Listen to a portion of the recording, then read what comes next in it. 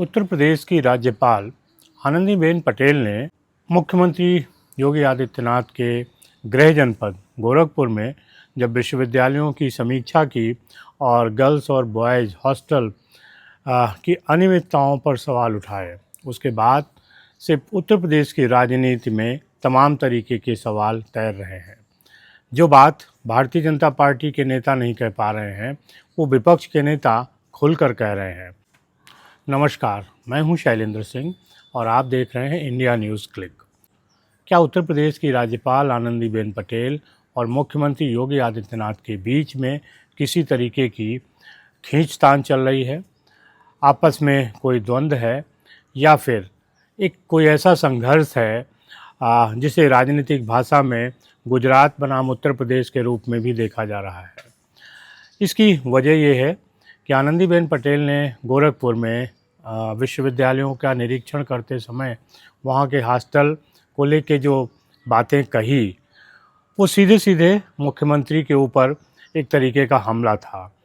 क्योंकि अगर सारी चर्चा करनी थी सभी विश्वविद्यालयों की, तो लगभग हालात एक जैसे ही है। राजधानी लखनऊ में मेडिकल कॉलेज को लेके तमाम तरीके के सवाल उठ रहे हैं, लेकिन उस पर आनंदीबेन पटेल ने कोई भी बात कभी भी नहीं कही।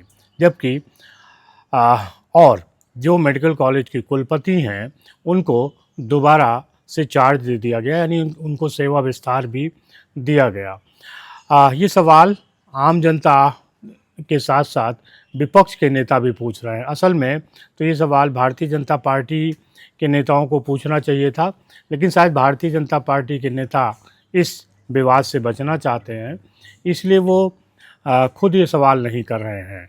ये सवाल उठाया है पूर्व कैबिनेट मंत्री स्वामी प्रसाद मौर्य ने। स्वामी प्रसाद मौर्य इससे दो हाथ आगे जाते हुए उन्होंने दो और सवाल उठाए। उनका पहला सवाल ये था कि आनंदीबेन पटेल का राज्यपाल के रूप में जो 5 साल का कार्यकाल था वो पूरा हो चुका है। इसके बावजूद भी वो अपने पद पे हैं। 7 साल का समय हो गया है, यानी 2 साल उससे ज़्यादा हो चुके हैं। उसके बावजूद आनंदीबेन पटेल किस तरीके से उस संवैधानिक पद पर हैं, ये सवाल स्वामी प्रसाद मौर्य ने बाकायदा अपने ट्विटर हैंडल पर लिखी पोस्ट के जरिए किया है। यहीं पर स्वामी प्रसाद मौर्य एक दूसरा सवाल भी करते हैं। वो कहते हैं कि जब राजधानी लखनऊ के जो मेडिकल कॉलेज है, वहाँ तमाम तरीके की अनियमितताएँ हैं, विश्वविद्यालय को लेकर तमाम तरीके की बातें उठी, बावजूद इसके उस पर आनंदीबेन पटेल ने कोई सवाल नहीं किया। लेकिन जब वो राजधानी से दूर गोरखपुर जाती हैं, तो वहाँ वो सारे सवाल उठाती हैं। गोरखपुर चर्चा का विषय इसलिए है क्योंकि ये उत्तर प्रदेश के मुख्यमंत्री योगी आदित्यनाथ का गृह जनपद है, और ये माना जाता है कि अगर उस गृह जनपद में कुछ हुआ है, कुछ वहाँ हो रहा है, तो इसकी जिम्मेदारी खुद योगी आदित्यनाथ की होगी। और जो सवाल उठा है उसके पीछे भी यही वजह है कि वो बात कहीं न कहीं कुछ सोच समझ कर कही गई है। आनंदीबेन पटेल को लेके तमाम तरीके की बातें पहले भी होती रही हैं कि मुख्यमंत्री योगी आदित्यनाथ के साथ उनके जो राजनीतिक संबंध हैं वो किस तरीके की हैं। हालांकि मुख्यमंत्री योगी आदित्यनाथ की तरफ से बार बार ये प्रयास किया जाता है कि जो उनके और आनंदीबेन पटेल के बीच जो संबंध है वो बहुत अच्छे हैं, लेकिन जो राजनीतिक आलोचक हैं वो जो भारतीय जनता पार्टी की आलोचना करना चाहते हैं, जो ये दिखाना चाहते हैं कि भारतीय जनता पार्टी में कहीं न कहीं एक सत्ता का संघर्ष है, और उस संघर्ष की जो बुनियाद है, जो उसके सवाल हैं, वो इसी तरीके के स्थितियों से उठाए जाते हैं। जब भी कोई बात भारतीय जनता पार्टी का नेता योगी आदित्यनाथ के खिलाफ कहता है, तो वो एक विरोधियों को मौका मिल जाता है। आनंदीबेन पटेल ने भी जब गोरखपुर में ये बात कही, तो उसके बाद से लगातार एक विपक्ष इस बात को कह रहा है कि जिस मुख्यमंत्री की आलोचना खुद राज्यपाल कर रहा हो, तो उसके बारे में समझा जा सकता है कि उसकी क्या स्थितियां हैं। वैसे अगर देखें तो राज्यपाल और मुख्यमंत्री के बीच जो टकराव होता रहा है वो कोई नया नहीं है, लेकिन नई बात यह है कि पहले जब टकराव होता था तो राज्यपाल किसी और पार्टी का होता था और मुख्यमंत्री किसी और पार्टी का। जैसे पहला टकराव जो आता है 90 के दशक में कल्याण सिंह और रोमेश भंडारी के बीच। तो कल्याण सिंह उस समय मुख्यमंत्री थे और रोमेश भंडारी उस समय उत्तर प्रदेश के राज्यपाल थे। दल बदल को लेके एक मसला था जिसमें रोमेश भंडारी ने अपने अधिकारों का प्रयोग करते हुए कल्याण सिंह की जो सरकार थी उसको बर्खास्त कर दिया था। और यही नहीं, उन्होंने जगदम्बिका पाल को एक दिन का मुख्यमंत्री बना दिया था। उसके बाद जो दूसरा टकराव हुआ वो विष्णुकांत शास्त्री उस समय उत्तर प्रदेश के गवर्नर थे और मुख्यमंत्री थी मायावती। कई मसले ऐसे थे जहाँ पे कि दोनों ही में टकराव था। उनमें एक विशेष जो मुद्दा था वो किंग जॉर्ज मेडिकल कॉलेज के नाम बदलने को लेके भी था। और तीसरा जो एक टकराव देखा गया वो तब था जब उत्तर प्रदेश में मुख्यमंत्री थे अखिलेश यादव और गवर्नर थे रामलाल नाइक। तो इस तरीके से राज्यपाल और मुख्यमंत्रियों के बीच उत्तर प्रदेश में टकराव कोई नई बात नहीं है। लेकिन नई बात यह है कि इस बार टकराव जो हुआ है वो अपने ही मुख्यमंत्री के साथ हुआ है, यानी मुख्यमंत्री भी एक ही पार्टी का है और राज्यपाल भी एक ही पार्टी का है। असल में आनंदीबेन पटेल गुजरात की मुख्यमंत्री भी रही हैं, तो उनका जो सोचने का तरीका है, जो देखने का नज़रिया है, वो एक तरीके से प्रशासनिक क्षेत्र में वही है जो एक मुख्यमंत्री का होता है। और शायद इसी वजह से उनको जो कमियां जो नज़र आती हैं तो वो कहने में नहीं चूकती हैं। लेकिन विरोधियों का ये कहना है कि ये गुजरात की लॉबी है। गुजरात की लॉबी का मतलब अमित शाह, नरेंद्र मोदी और आनंदीबेन पटेल, और ये किसी भी तरीके से उत्तर प्रदेश की राजनीति को प्रभावित करने के लिए इस तरीके के बयान देते रहते हैं। आपने देखा होगा कि 2024 के लोकसभा चुनाव के बाद जब परिणाम आए और फिर उनकी समीक्षा शुरू हुई तो योगी आदित्यनाथ पर ये दबाव पड़ा कि सरकार के नाते ही जो संगठन के साथ दूरियां थीं उसका नतीजा ये हुआ कि भारतीय जनता पार्टी को सीटें नहीं मिली।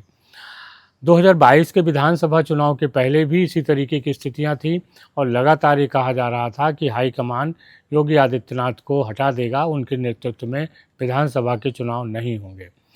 अब जब 2027 का चुनाव आ रहा है तो ये बात साफ साफ कही जा रही है कि फिर एक बार भारतीय जनता पार्टी, गुजरात लॉबी एक तरीके से योगी आदित्यनाथ को टारगेट कर रही है और जिससे कि उनके ही अगुवाई में चुनाव न हो सके, क्योंकि लगातार अगर तीसरी बार योगी आदित्यनाथ मुख्यमंत्री बनते हैं तो उनकी ताकत का अंदाज़ा लगाया जा सकता है और फिर भारतीय जनता पार्टी में ऐसा कोई नेता नहीं होगा जो उनकी बढ़ती ताकत को कहीं पे रोक सके।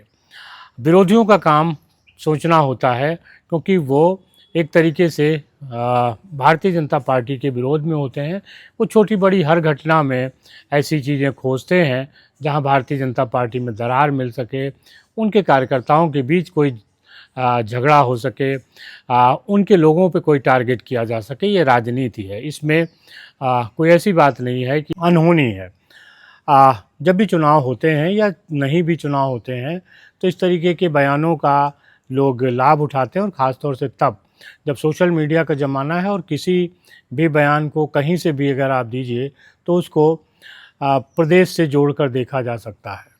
ये सवाल जो स्वामी प्रसाद मौर्य ने उठाए वो एक विपक्ष के नेता के रूप में तो ही हैं, लेकिन शायद जनता भी ये जानना चाहती है कि अगर आनंदीबेन पटेल का जो कार्यकाल 5 साल का पूरा हो गया है तो ना तो उसमें एक्सटेंशन मिला है और ना ही किसी तरीके की कोई बात, तो आखिर ये 2 साल जो अतिरिक्त हैं वो कैसे हैं, और आनंदीबेन पटेल को ये जो समय दिया गया है ये किस तरीके से दिया गया है। आम जनता के मन में भी ये सवाल उठ रहा है कि राज्यपाल का कार्यकाल 5 साल का होता है तो आखिर ये 7 साल का कैसे हो गया। दूसरी बात जो स्वामी प्रसाद मौर्य ने अपने ट्विटर हैंडल पर कही कि जब राजधानी के विश्वविद्यालयों का भ्रष्टाचार आनंदीबेन पटेल को नहीं दिख रहा है तो गोरखपुर में जो भ्रष्टाचार है उसके देखने के पीछे की वजह क्या है। तीसरी एक महत्वपूर्ण बात यह है कि विश्वविद्यालयों का जो चाहे कुलपतियों का नियुक्ति हो या वहाँ की प्रशासनिक व्यवस्था की देख रेख हो, ये काम गवर्नर का होता है। यानी जो गवर्नर है वो कुलाधिपति कहलाता है। कुलाधिपति का मतलब होता है कि जितनी भी यूनिवर्सिटीज़ हैं उनके जो कुलपति होते हैं उनके ऊपर वो होता है और उसकी अनुशंसा पर ही कुलपतियों की नियुक्ति होती है। उत्तर प्रदेश में तमाम ऐसे कुलपति हैं जिनकी नियुक्ति को लेकर प्रश्न चिन्ह लगता रहा है। उस नाते ये बात भी साफ है कि जो व्यवस्था उत्तर प्रदेश के राज्यपाल आनंदीबेन पटेल के द्वारा विश्वविद्यालयों में की जा रही है, आखिर उस व्यवस्था के लिए मुख्यमंत्री को निशाने पे क्यों लिया जा रहा है। विश्वविद्यालयों का प्रशासन कुलपति और जो कुलाधिपति हैं उनके अधीन होता है। तब ये सवाल मुख्यमंत्री से क्यों पूछा जा रहा है कि आखिर वो इसका जवाब दें कि वहाँ पे जो अनियमितताएँ हैं। ये बात तो खुद आनंदीबेन पटेल को सोचनी चाहिए कि उन्होंने जो कुलपति नियुक्त किए हैं वो किस तरीके के हैं, उनकी जो क्षमताएं हैं वो क्या हैं और किस तरीके से उनका शासन चल रहा है, प्रशासन विश्वविद्यालयों में चल रहा है जहाँ इस तरीके की अनियमितताएं हैं। आप लोगों में से बहुत से लोग इस बात को जानते समझते हैं। आज की तारीख में कोई ऐसी बात नहीं है कि लोग जागरूक नहीं हैं। उन्हें राज्यपाल के कार्यकाल का भी पता है और उन्हें ये भी पता है कि विश्वविद्यालयों पर किसका शासन चलता है। ऐसे में सवाल कितना वाजिब है कि इसकी जिम्मेदारी मुख्यमंत्री पर है कि गोरखपुर के विश्वविद्यालयों में जो अनियमितताएँ हैं उसके सवाल मुख्यमंत्री से पूछे जा रहे हैं, और वो भी तब जब उत्तर प्रदेश में एक ताकतवर राज्यपाल है जिसको केंद्र के द्वारा प्रतिनियुक्त किया गया है, जिसको केंद्र के द्वारा एक तरीके से संरक्षण प्राप्त है कि वो अपना कार्यकाल पूरा होने के बाद भी उत्तर प्रदेश का राज्यपाल है। आपको क्या लगता है ज़रूर बताइएगा। शुक्रिया, धन्यवाद।